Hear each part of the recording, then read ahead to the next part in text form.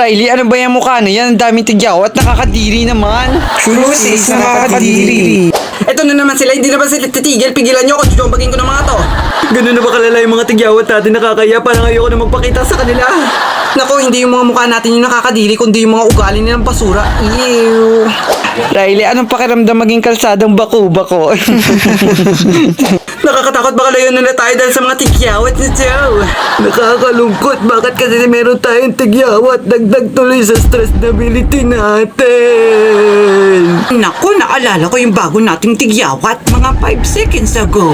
Nakakaingit, sana meron din tayong mga clear skin katulad ng mga peeling perfect na yan. Naku, huwag mo silang intindihin, nakakaboring sila pakinggan, mga wala naman silang ambag sa buhay natin. Ano gagawin natin? Baka hindi na tayo samahan ng mga kaibigan natin at isipin nila meron tayong tigyawat virus at layo nila tayo habang buhay. Nako, ano ba yan? Wala namang ganyang virus. Huwag natin silang isipin basta maging confident lang tayo sa sarili natin. Oo, marami akong tigyawat at confident ako sa sarili ko. Eh kayo, confident pa kayo na masasama yung ugali nyo?